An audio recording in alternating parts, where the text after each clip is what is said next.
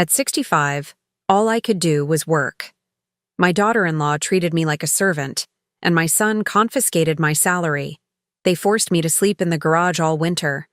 Suspicious, my billionaire boss followed me. When he saw my bed through the window, he cried and did something that changed everything. I'm glad to have you here. Follow my story until the end, and comment the city you're watching from, so I can see how far my story has reached.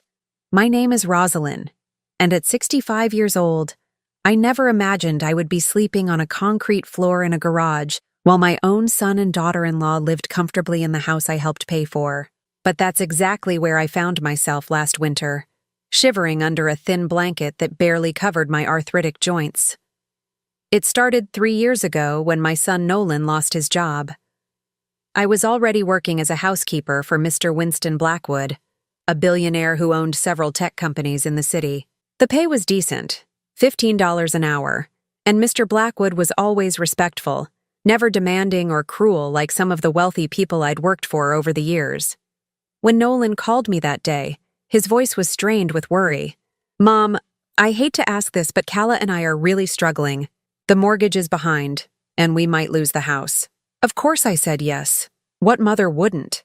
I moved in with them temporarily, thinking it would just be until Nolan found another position. I started giving them my entire paycheck, $600 a week, keeping only $20 for my personal needs. "Just until we get back on our feet," Nolan promised. But Nolan never seemed to look very hard for work. And Calla treated me like hired help from the moment I walked through their door. "Rosalind, the kitchen's a mess," she'd call from the living room, never bothering to get up from her position on the couch where she spent most days watching reality TV shows. "And when you're done with that, the bathroom needs cleaning." I bit my tongue. I told myself this was temporary. I told myself I was helping my family. The garage situation started 6 months ago. Calla announced she was converting my small bedroom into a home office for her business ventures, which seemed to consist mainly of buying and reselling beauty products online, though I never saw much actual selling happening. "Don't worry, Rosalind," Calla said with that sweet smile that never reached her eyes. "The garage is heated. You'll be fine out there until we figure something else out." But the heating barely worked. The concrete floor was cold and damp, and the single small window was cracked, letting in frigid air all winter long. I slept on an old mattress that smelled of mildew, covered by whatever blankets I could find in the house when Calla wasn't looking. Every morning, I'd wake up at 5:30 to get ready for work at Mr. Blackwood's estate. My joints ached from the cold and the hard surface I'd slept on. Sometimes my fingers were so stiff I could barely button my uniform, the same 2 white blouses and black pants I'd been wearing for years, washing them by hand in the garage sink because using the house washing machine required asking Calla's permission.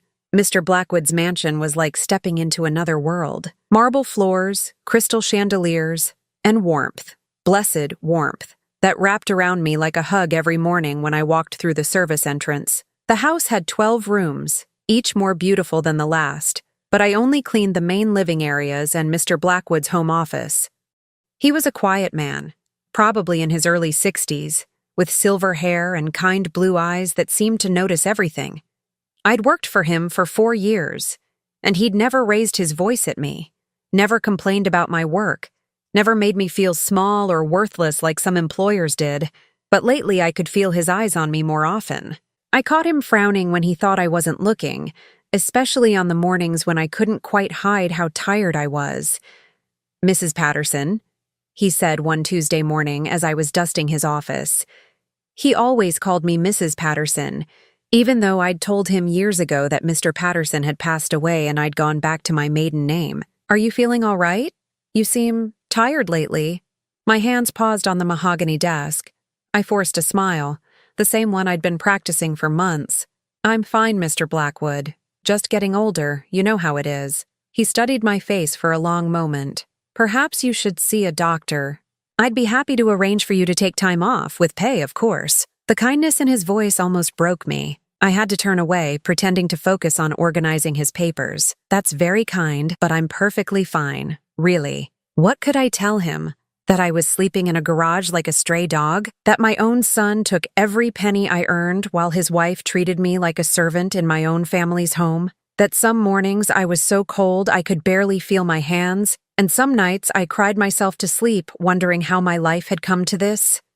No, I couldn't tell him that. Mr. Blackwood was a good man, but he was my employer, not my friend. My problems weren't his concern. That afternoon I took the bus home. I'd sold my car to help with Nolan and Calla's expenses 8 months ago. The house looked beautiful from the outside, a charming 2-story colonial with a manicured lawn and flower beds. No one would guess that the woman who helped maintain it was living like a homeless person in the garage. I let myself in through the kitchen door, hoping to grab a quick snack before retreating to my cold corner of the garage. But Calla was waiting for me, her arms crossed and her expression thunderous. "Where's this week's money?" she demanded without even a greeting. I pulled the envelope from my purse, $600 in cash, just like every week. Calla snatched it from my hands and counted it twice, as if I might have stolen from my own contribution. "This is all of it?" she asked suspiciously. "Yes, that's everything." She shoved the money into her designer handbag, the same handbag that cost more than I used to make in a month. "Good, because Nolan and I have been talking, and we think you might need to contribute more. The cost of living is going up, and frankly, having you here is expensive." I stared at her, speechless. Expensive? I bought my own food, did my own laundry, cleaned the house, and gave them every cent I earned except for $20 a week for bus fare and basic necessities. "I don't understand," I said quietly. "How could I contribute more? I already give you my entire paycheck." Calla rolled her eyes. "Maybe you could ask your boss for a raise, or get a second job. You're only working for him 5 days a week. What do you do with your weekends?" What did I do with my weekends? I spent them recovering from the week, trying to warm up in the local library because it was heated, washing my clothes by hand and wondering how I'd ended up in this nightmare. I'll think about it," I managed to say. "Good. Oh, and Rosalind?" Calla's voice turned sickeningly sweet. "I invited the Hendersons over for dinner tomorrow night. Make sure you stay in the garage during their visit. We don't want to have to explain why Nolan's mother is living here like some kind of charity case." Each word was a knife to my heart. I nodded silently and retreated to the garage, where my bed waited, a mattress on the floor next to boxes of Christmas decorations and old lawn equipment. As I lay there that night, listening to the wind whistle through the cracked window, I wondered how I'd become so invisible in my own son's life. When had I stopped being his mother and become just another bill to pay, another problem to manage? But even as these thoughts tormented me, I held on to one small comfort. Tomorrow, I would go back to Mr. Blackwood's house, where I was treated with dignity and respect, where no one looked at me like I was a burden. I had no idea that tomorrow would be the day everything started to change. The illness started small, just a persistent cough that I attributed to the damp garage and the approaching winter. But by the 3rd week of November, I could barely get through a morning without stopping to catch my breath, and my chest felt heavy, like someone was sitting on it. I was dusting Mr. Blackwood's living room when the coughing fit hit me.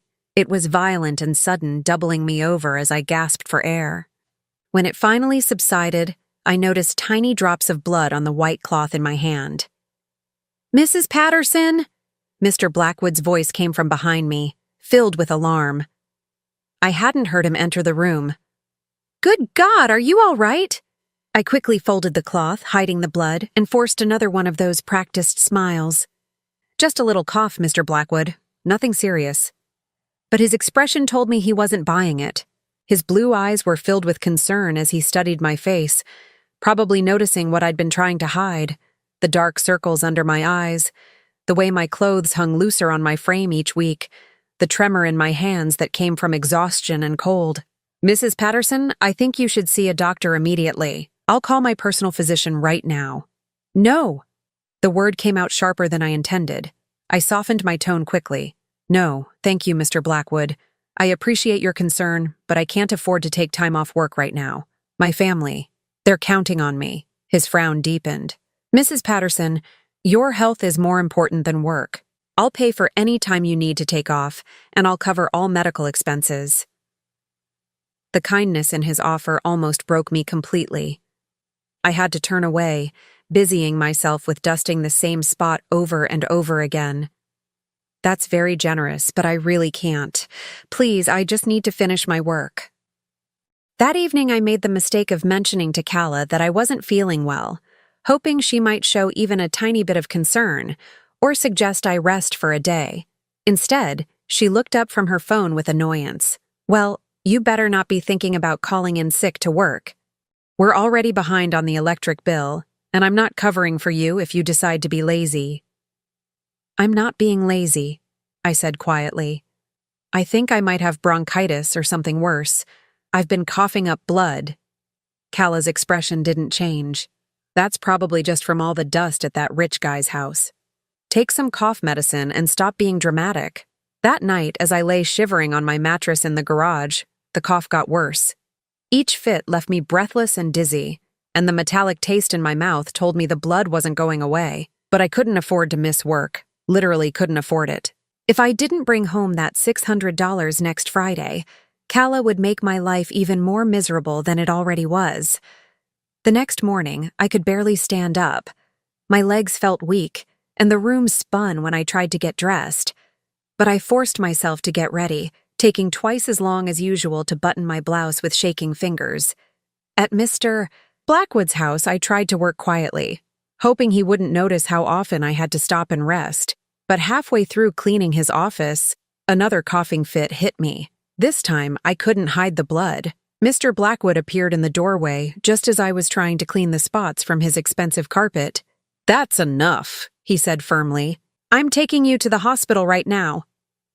"Mr. Blackwood, please, I can't afford—" "I don't care what you can afford. You're clearly very sick, and I won't have you collapsing in my home because I was too concerned about propriety to insist you get medical attention." He was already reaching for his phone, probably to call his driver. Panic flooded through me. If I went to the hospital, if I missed work, Calla would be furious. She might even kick me out completely, and then where would I go? "Please," I whispered, and something in my voice made him stop. "Please don't make me go. I can't. My daughter-in-law will be very angry if I miss work. She's counting on my paycheck." Mr. Blackwood stared at me for a long moment, and I saw something shift in his expression. "Mrs. Patterson, how much do you make working here?" $600 a week, I answered honestly. "And where does that money go?" I hesitated. I'd never talked about my personal life with any employer. But something about his gentle tone, the genuine concern in his eyes, made the truth slip out. "I give it to my son and daughter-in-law. They're struggling financially." "All of it?" I nodded, feeling heat creep up my neck in embarrassment. "Mrs. Patterson," he said carefully, "where do you live?" That question I couldn't answer. I looked down at my hands, focusing on a small cut on my knuckle that I'd gotten from the rough edges of a cardboard box in the garage. Mr. Blackwood was quiet for so long that I finally looked up. His expression had changed completely. The polite employer mask was gone, replaced by something deeper, more concerned. "I want you to go home today," he said finally. "Rest. Get better. And I want you to think about whether the people you're giving your money to actually care about your well-being." "Mr. Blackwood, this isn't a request, Mrs. Patterson. You're sick, and you need rest. I'll see you when you're feeling better." I wanted to argue, but another coughing fit seized me and I knew I had no choice. I gathered my things with shaking hands and headed for the bus stop. The ride home felt endless. Each bump in the road sent a spike of pain through my chest, and I found myself gripping the seat to stay upright. By the time I reached my stop, I was dizzy and nauseous. But my real nightmare was waiting for me at home. "What are you doing here?" Calla demanded the moment I walked through the kitchen door. "It's barely noon." "I'm sick," I said simply. "Mr. Blackwood sent me home." Calla's eyes flashed with anger. "Sick? What do you mean sick? You can't be sick, Rosalind. Do you know the Petersons are coming over tonight? I need this house spotless, and I need you to stay in the garage so they don't see you." "Calla, I think I need to see a doctor. I've been coughing up blood." "Oh, for God's sake," she snapped. "You're being completely dramatic. Take some Tylenol and suck it up." Adults don't get to call in sick just because they have a little cough. Before I could respond, she grabbed her purse and headed for the door. I'm going shopping for dinner tonight. Make sure this place is clean when I get back, and try not to look so pathetic when the Petersons arrive. The front door slammed, leaving me alone in the house.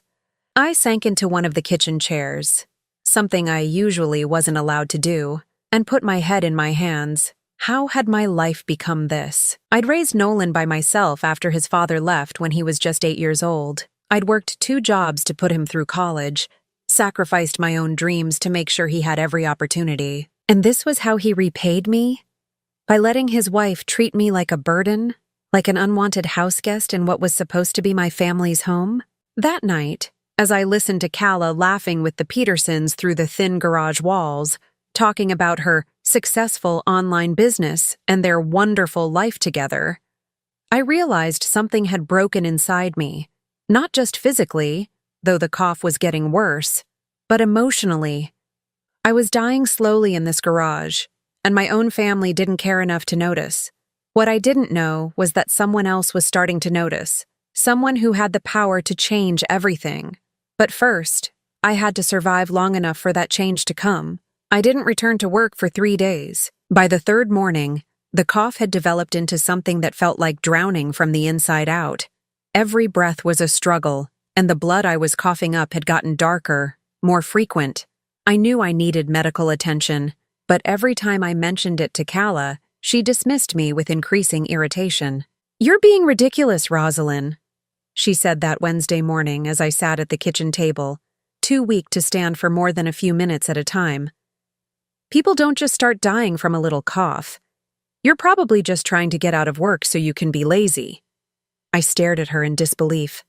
"Calla, I can barely breathe. I think I might have pneumonia." She rolled her eyes and continued scrolling through her phone. "Well, if you're so sick, maybe you should move back to your own place so you don't infect the rest of us." The cruelty in her voice shouldn't have surprised me anymore, but it did. "This is supposed to be temporary," I whispered. "You said I could stay until Nolan found a job, yeah. Well, maybe if you weren't such a drain on our resources, we could afford for him to be more selective about his opportunities." I wanted to point out that Nolan spent most of his days playing video games or meeting friends for lunch at restaurants I couldn't afford, but I didn't have the energy to fight.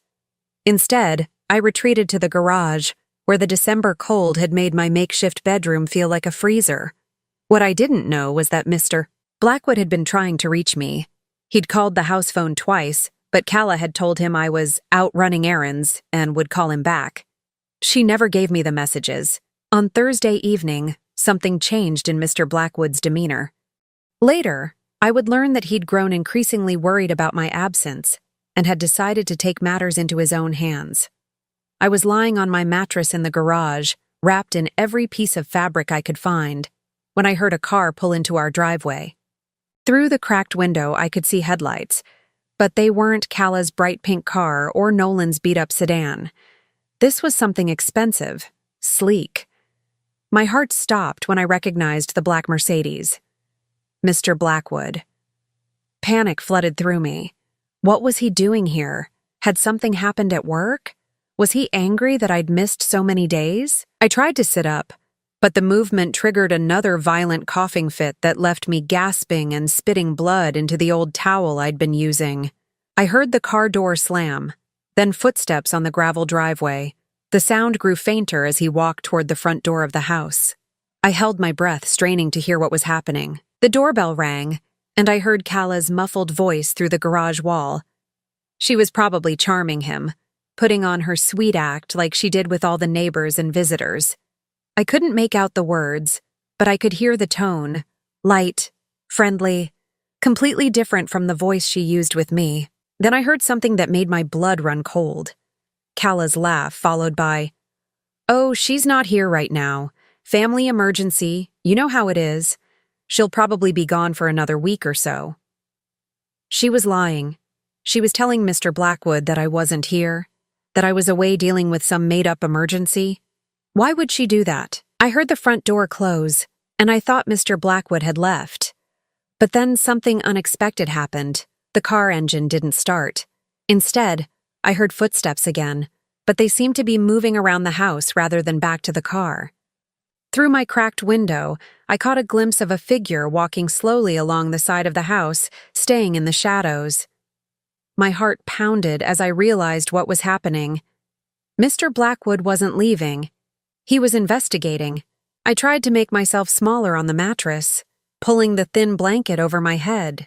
What if he found me here? What would he think? How could I possibly explain that I was living like this while working for him every day, pretending everything was fine? The footsteps stopped right outside the garage. I held my breath, praying he would move on. But then I heard something that nearly stopped my heart. A sharp intake of breath, almost like a gasp. Through the crack in the window, Mr. Blackwood was looking directly at me. I couldn't see his face clearly in the darkness, but I could see his silhouette frozen in place. He was seeing everything. The mattress on the concrete floor, the pile of blankets that served as my only warmth, the cardboard boxes I used as makeshift furniture, the bucket in the corner that served as my bathroom when the house was locked at night.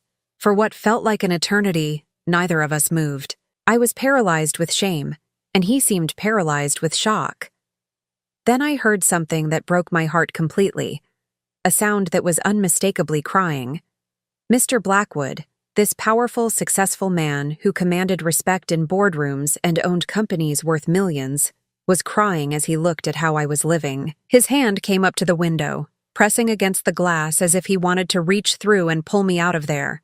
I could see him more clearly now, and his face was wet with tears. His mouth was moving, and though I couldn't hear the words, I could read his lips. Oh my God, oh my God.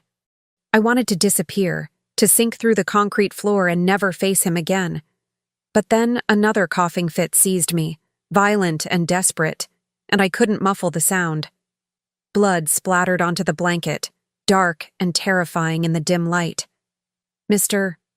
Blackwood stepped back from the window, and I thought he was leaving, disgusted by what he'd seen. But instead, I heard him moving around to the side door of the garage. My heart hammered as I realized he was coming inside.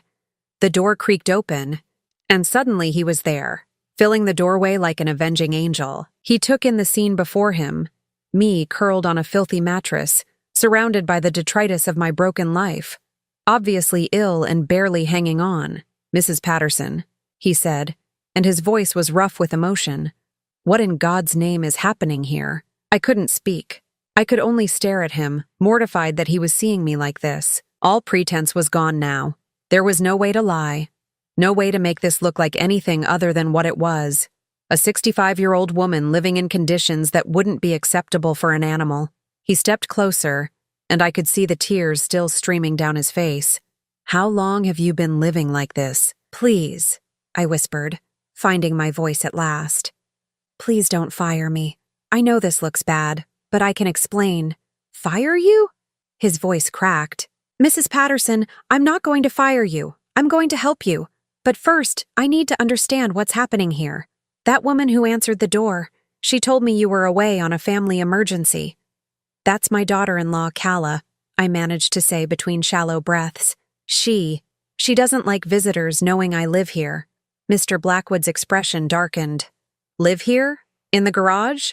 I nodded, unable to meet his eyes. "And your son? Where is he in all this?"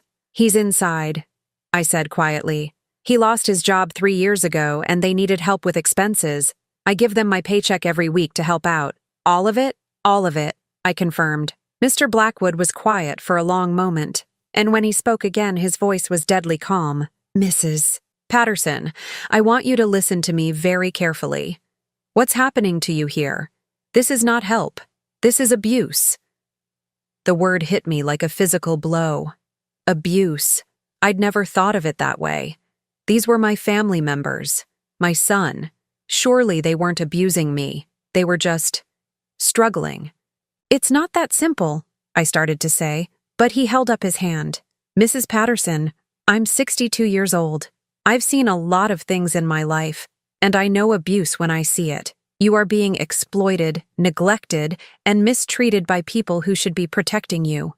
Another coughing fit seized me, and when it passed, I saw that his face had gone pale at the amount of blood I'd produced. "That's it," he said firmly. You're coming with me right now. We're going to the hospital, and then you're not coming back here. I can't, I protested weakly. They need my paycheck. If I don't work, Mrs. Patterson, he said gently, kneeling down beside my mattress so we were eye level. When was the last time anyone in that house asked how you were feeling? When was the last time they showed concern for your well-being?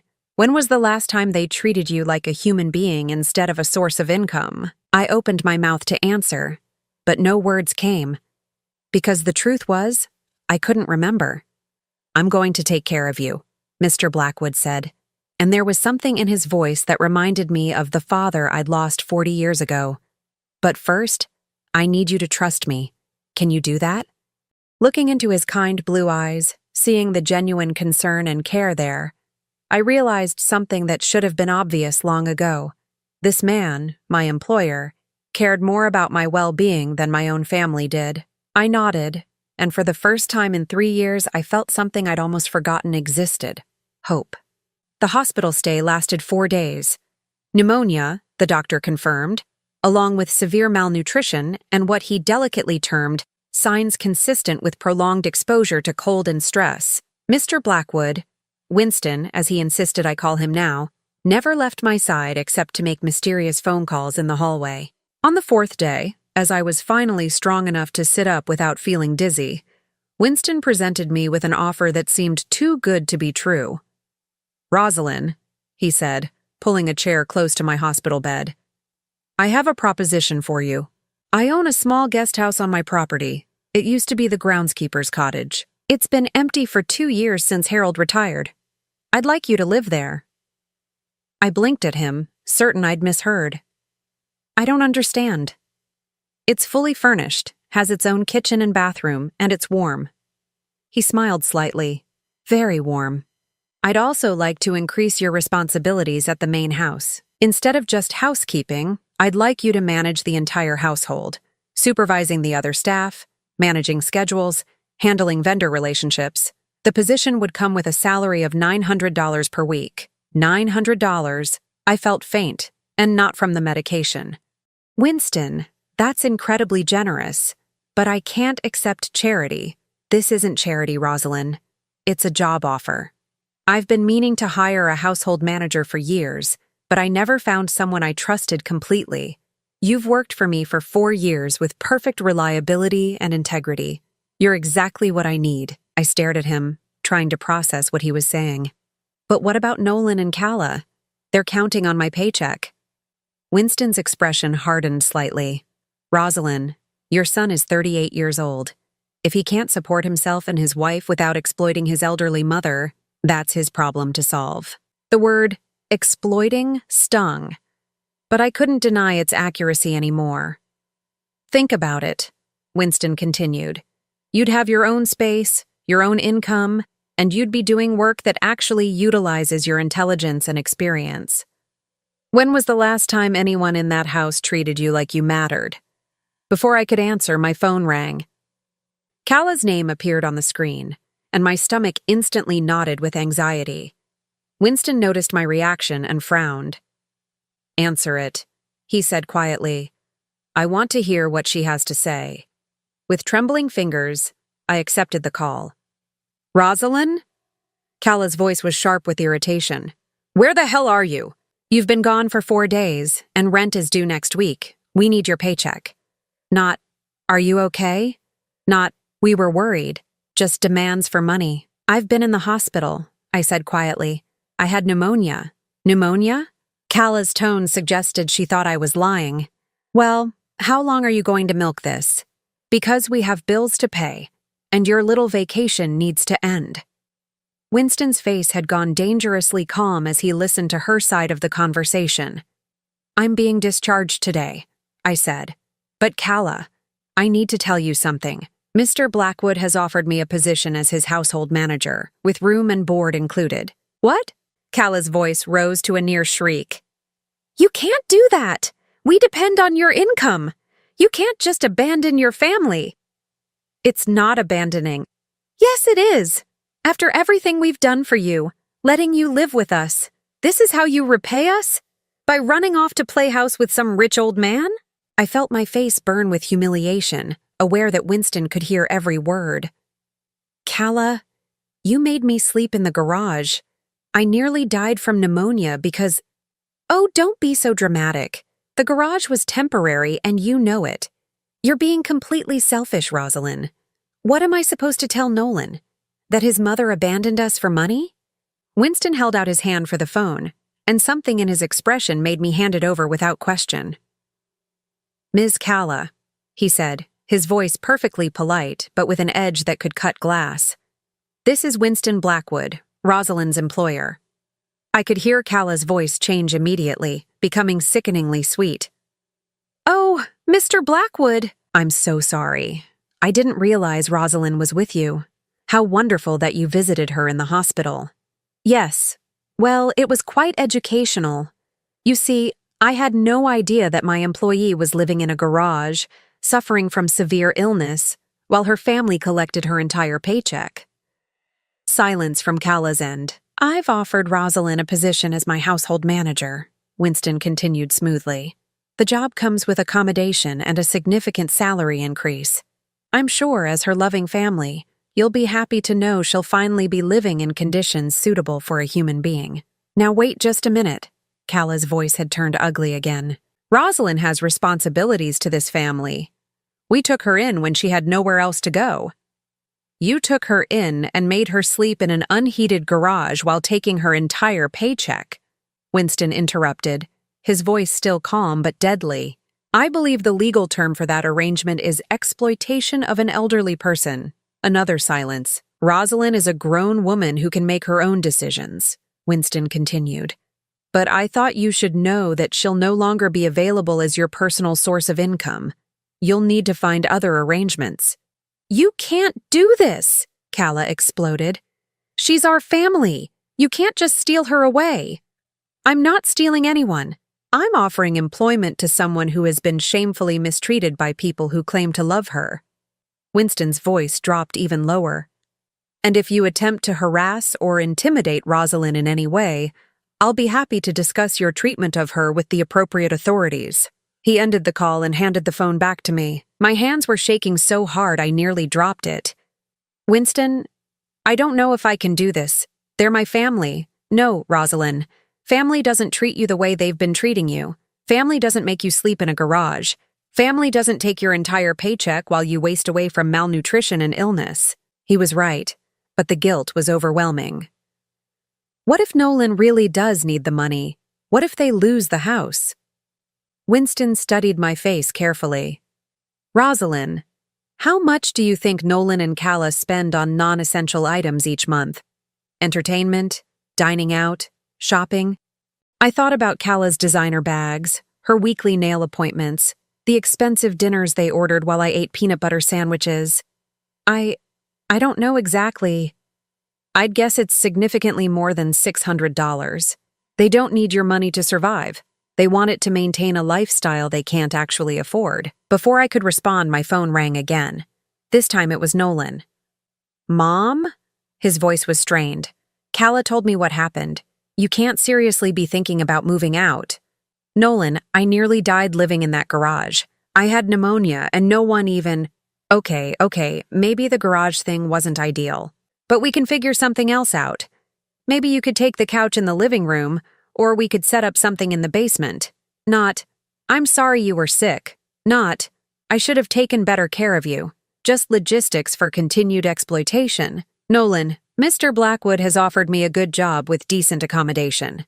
It's a wonderful opportunity. But what about us, Mom? We've been counting on your help.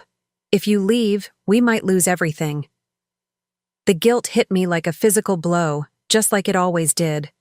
I'd raised Nolan by myself, sacrificed everything for his future, and now he was asking me to sacrifice my health and dignity too. Maybe I could give you part of my new salary, I found myself saying. Not all of it, but something to help. Winston shook his head firmly and held out his hand for the phone again. I hesitated, but something in his expression made me trust him. Nolan, this is Winston Blackwood, he said into the phone. I understand you're concerned about losing your mother's financial support. I could hear Nolan's voice through the speaker, trying to turn on the charm. Mr. Blackwood, sir, I really appreciate you taking care of my mom, but she's been helping us through a rough patch and… Nolan, you're 38 years old. How long exactly did you plan to live off your elderly mother's income? It's not like that, sir. It's just temporary until I can get back on my feet. 3 years is hardly temporary. And making your mother sleep in a garage while you take her entire paycheck. How do you justify that to yourself? The line went quiet. Your mother is moving into proper accommodation and starting a new position with appropriate compensation for someone of her experience and reliability. I suggest you and your wife figure out how to support yourselves like other adults your age. Winston ended the call and looked at me with gentle but firm eyes. Rosalind, you raised that boy and gave him every advantage you could. Your job as his mother is done. It's time to start taking care of yourself. As I lay back against the hospital pillows, I realized that for the first time in 3 years, I felt safe. Winston wasn't just offering me a job, he was offering me a chance to remember what it felt like to be treated with dignity and respect. The hardest part would be believing I deserved it.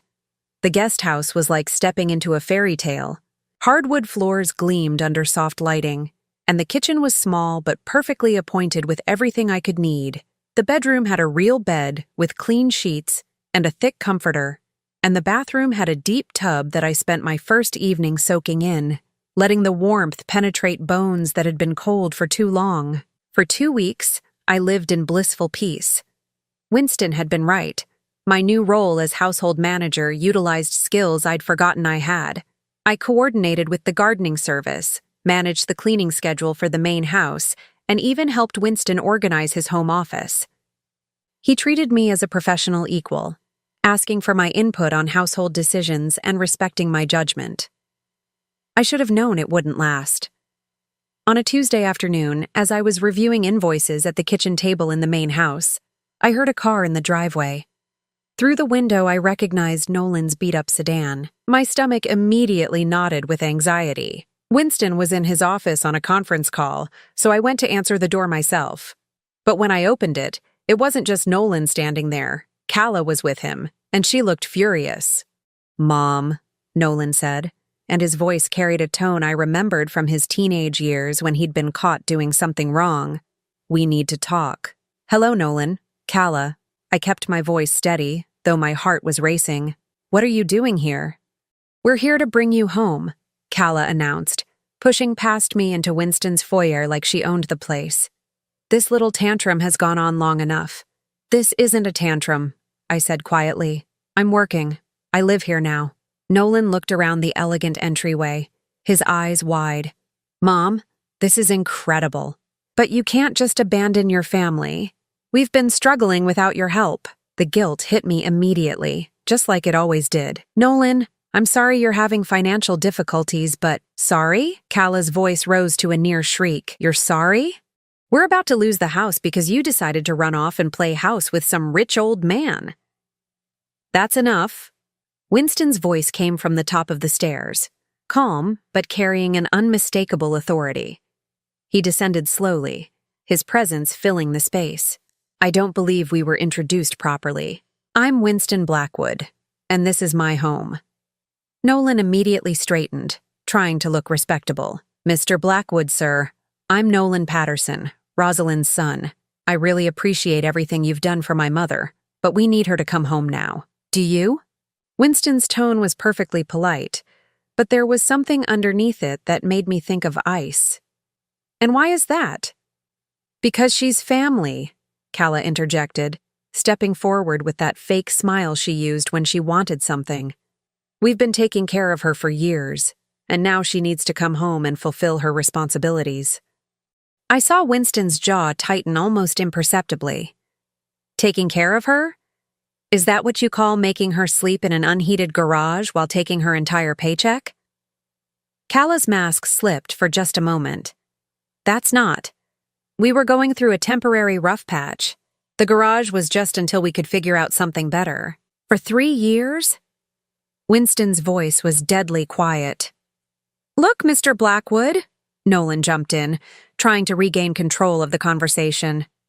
I know the situation wasn't perfect, but Mom understands that family has to stick together. She's always been willing to help out when we needed it. Help out? Winston repeated.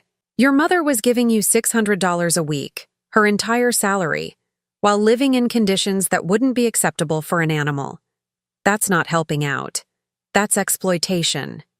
I could see Calla getting more agitated, her face turning red. You don't understand our family dynamic. Rosalind has always been dramatic about everything.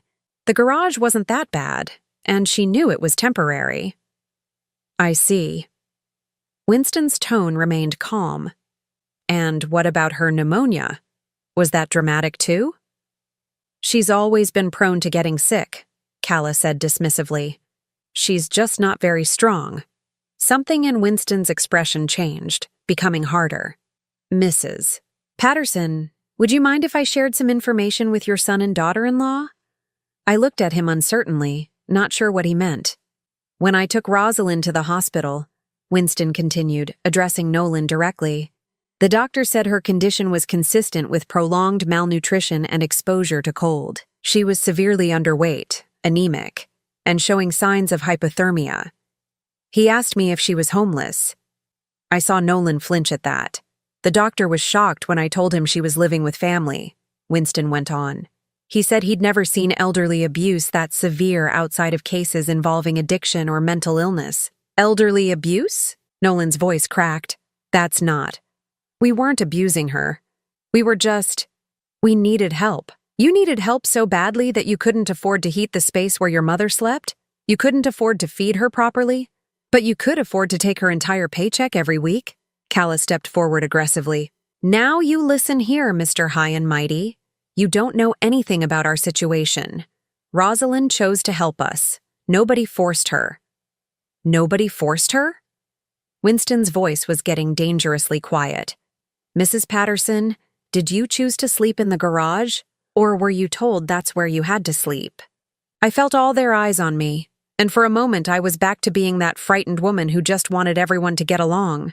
But then I remembered the warmth of my new home, the respect Winston showed me, the way I'd been able to hold my head up with dignity for the past 2 weeks.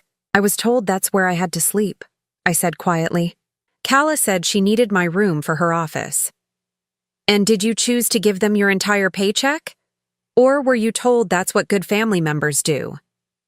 I was told it was my responsibility, I admitted. Calla's face was getting redder. Rosalind, how can you say that? We never forced you to do anything. You offered to help.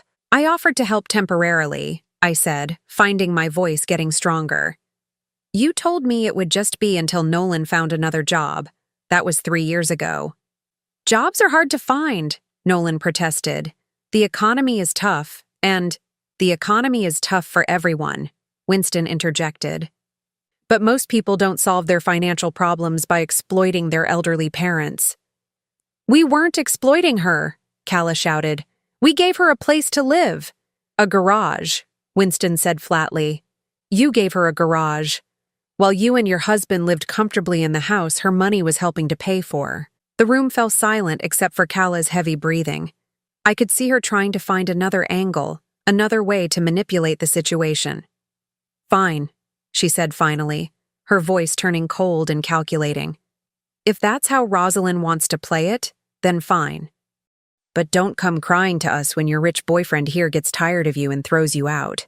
Don't expect us to take you back. The threat was meant to terrify me, and a month ago it would have. But now, looking at the venom in her eyes, I realized something important. I wasn't losing a loving family by standing up for myself. I was escaping people who saw me as nothing more than a source of income. I won't come back, I said quietly but firmly. Because this isn't about Mr. Blackwood. This is about me finally realizing that I deserve better than sleeping in a garage while people who claim to love me take everything I have. Nolan's face crumpled. Mom, you don't mean that. We're your family. Family doesn't treat each other this way, Nolan. Family doesn't take advantage of each other. Family doesn't let each other get sick and alone and desperate. But what about us? He pleaded. What are we supposed to do? The question that had controlled me for 3 years suddenly sounded different. What were they supposed to do? They were supposed to figure out how to support themselves like every other adult couple in the world. "You're supposed to take care of yourselves," I said. "The way I've been taking care of myself since your father left when you were 8. The way I took care of both of us for 30 years without asking anyone else to sacrifice their dignity and health." Winston stepped closer to me, a show of support that didn't go unnoticed by any of us. "I think it's time for you to leave," he said to Nolan and Calla. "Mrs. Patterson has made her position clear, and you're no longer welcome on my property." Calla's mask finally dropped completely. "You're going to regret this, Rosalind. Both of you. When people find out what kind of woman abandons her own son for money, when they find out what kind of man steals mothers away from their families, that's enough." Winston's voice cut through her threats like a blade. "You need to leave. Now." Nolan grabbed Calla's arm, probably recognizing that they'd crossed a line they couldn't come back from. "Come on, Calla. Let's go." At the door, Nolan turned back to me one more time. "Mom, I love you. This doesn't have to be permanent. When you come to your senses—" "I already have," I said softly. "I've come to my senses." As their car pulled out of the driveway, Winston gently placed a hand on my shoulder. "How do you feel?" he asked. I thought about it for a moment, expecting to feel guilty or sad or scared. Instead, I felt something I hadn't experienced in years. Relief. "I feel free," I said. And for the first time in 3 years, I smiled without having to force it. 6 months later, I stood in the kitchen of my little guest house preparing dinner for 2. The evening light streamed through windows that I now kept open without fear of cold, and the house was filled with the warm scents of roast chicken and fresh herbs from the garden I'd started behind the cottage. Winston had become more than an employer. He'd become the family I'd never really had.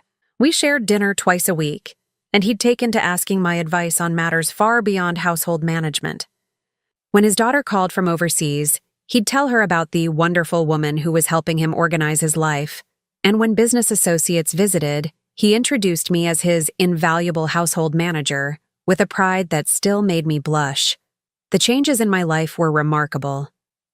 My health had improved dramatically once I was eating regular, nutritious meals and sleeping in a warm, comfortable bed. I'd gained 15 pounds, healthy weight that filled out my face and made me look years younger. Winston had insisted I see his personal physician, who'd prescribed vitamins and medications that addressed the damage from years of poor nutrition and stress. More importantly, I'd rediscovered parts of myself I'd forgotten existed. I was good at managing people and organizing systems. Winston often told me that his household had never run more efficiently, and he'd given me 2 raises without my asking. I now earned $1,100 a week, more money than I'd ever made in my life, and every penny was mine to keep. I'd used some of that money to buy new clothes, not expensive designer items like Calla favored, but well-made, comfortable pieces that fit properly and made me feel dignified. I'd also purchased a small car, nothing fancy, but reliable transportation that meant I wasn't dependent on anyone else. But the most significant change was the return of my self-worth. For 3 years, I'd been told I was a burden, a drain, someone who should be grateful for whatever scraps of kindness came my way. Now I woke up each morning knowing I was valued, respected, and genuinely cared for. I hadn't heard from Nolan or Calla since that confrontation 6 months ago, and I was surprised to find that the silence was a relief rather than a source of pain. Winston had been right. They hadn't loved me. They'd used me. Real love doesn't come with conditions and demands and sleeping in garages.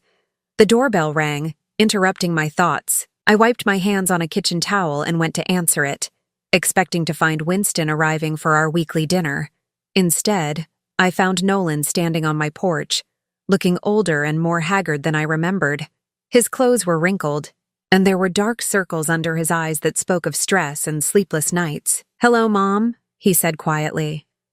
For a moment, I felt that old familiar tug of worry and guilt. He looked so tired, so defeated. But then I remembered the last 6 months, how peaceful they'd been, how much my health had improved, how good it felt to be treated with dignity. "Hello, Nolan. What brings you here?" He shifted uncomfortably, glancing around at my little cottage, the flower boxes in the windows, the small car in the driveway. "You look good, Mom. Really good. I feel good. How are you?" His face crumpled slightly. "Not so great, if I'm being honest. Kala and we separated 2 months ago." I felt a flash of sympathy, but it was tempered by the memory of how they'd both treated me. "I'm sorry to hear that." "Yeah, well." He ran a hand through his hair. "Turns out when you can't afford to maintain a certain lifestyle, some people lose interest in the relationship." I studied his face, seeing the pain there but also recognizing something else, a clarity that hadn't been there before. "Mom, can I come in? I'd like to talk to you." I hesitated for a moment, then stepped aside to let him enter. He looked around the small living room with wonder, taking in the comfortable furniture, the warm lighting, the books on the shelves. "This is really nice, Mom.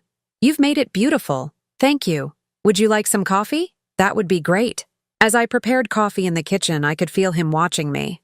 When I joined him in the living room with 2 steaming mugs, he was sitting on the edge of the couch, his hands clasped tightly in his lap. "I came to apologize," he said without preamble.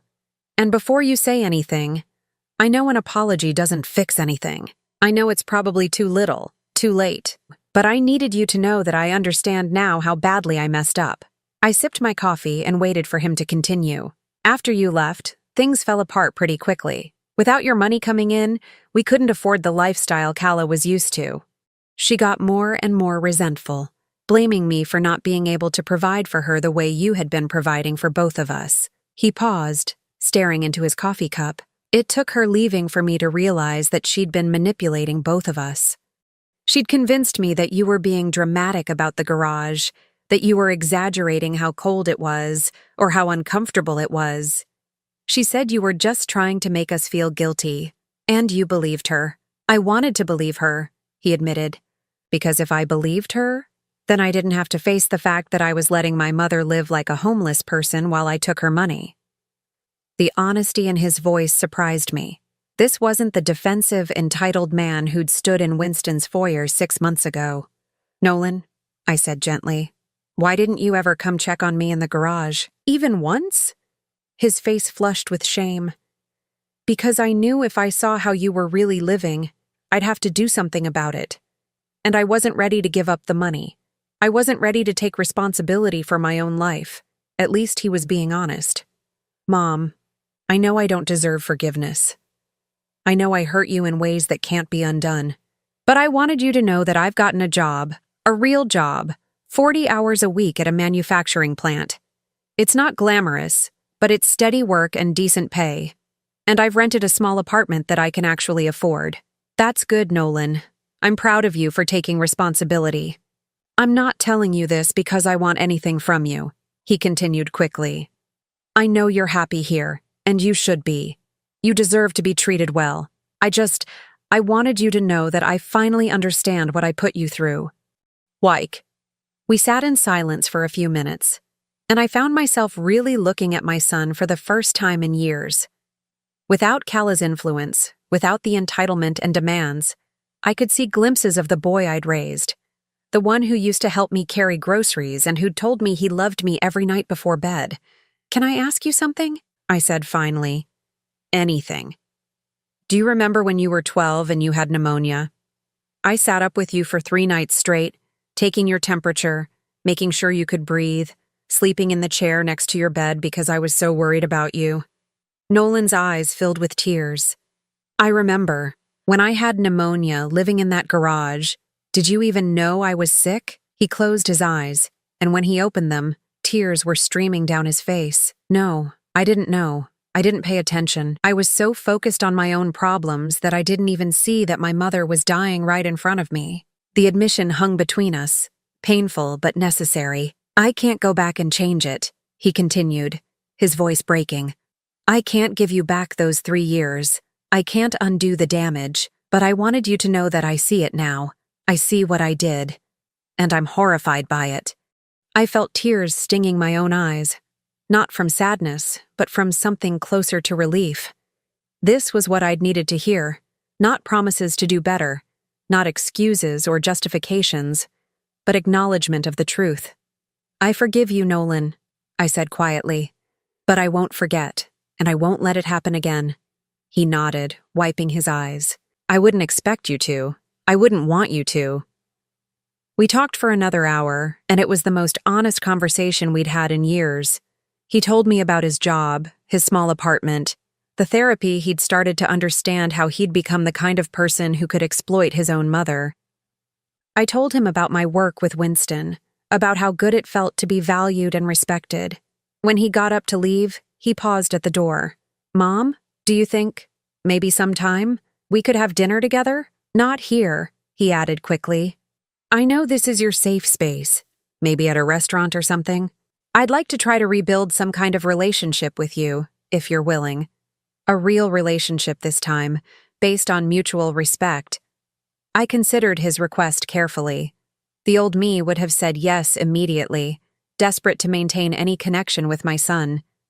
But the new me, the me who'd learned to value herself, needed to think about what I actually wanted. "I'd like that," I said finally. "But we take it slow, and if you ever try to manipulate me or take advantage of me again, I'll cut you out of my life permanently. I won't give you another chance after this one." "I understand. And Mom, thank you for giving me even this much. I know I don't deserve it." As I watched him drive away, I felt something I'd never expected. Hope for my son. Not hope that he'd change back into the dependent man-child who'd needed my money, but hope that he'd continue becoming the responsible adult he was finally starting to be. Winston knocked on my door 20 minutes later, carrying a bottle of wine and wearing his usual gentle smile. "I saw a car in your driveway," he said as I let him in. "Everything all right?" "My son came to see me," I said. "To apologize." Winston raised his eyebrows. "And how do you feel about that?" I thought about it as I served our dinner, considering the question seriously. "Cautiously optimistic," I said finally. "He seems to understand what he did wrong, but it'll take time to rebuild trust." "That seems very wise," Winston said. "You've become quite good at protecting yourself." As we ate dinner together, talking about our respective days, I marveled at how completely my life had changed. A year ago, I'd been sleeping in a garage, slowly dying from neglect and exploitation. Now I had a beautiful home, meaningful work, and people in my life who genuinely cared about my well-being. I thought about the woman I'd been before, always giving, always sacrificing, always putting everyone else's needs before my own. That woman had been good and kind, but she'd also been a victim. This new version of myself was still good and kind, but she was also strong. She knew her worth. She wouldn't accept less than she deserved. After Winston left that evening, I sat on my small porch, looking out over the gardens he'd encouraged me to plant. The night was warm and peaceful, filled with the sound of crickets and the distant hum of the city. I thought about Nolan's visit, about his genuine remorse and his efforts to change. I hoped he would continue on this path, but I also knew that his choices were his responsibility, not mine. I'd done my job raising him. Now my job was taking care of myself. For the first time in my life, I was truly free. Free from the obligation to sacrifice myself for others. Free from the fear of being alone. Free from the belief that my worth was measured by how much I could give. I was 66 years old, and I was finally learning how to live. Now I'm curious about you who listened to my story. What would you do if you were in my place? Have you ever been through something similar? Comment below. And meanwhile, I'm leaving on the final screen 2 other stories that are channel favorites, and they will definitely surprise you. Thank you for watching until here.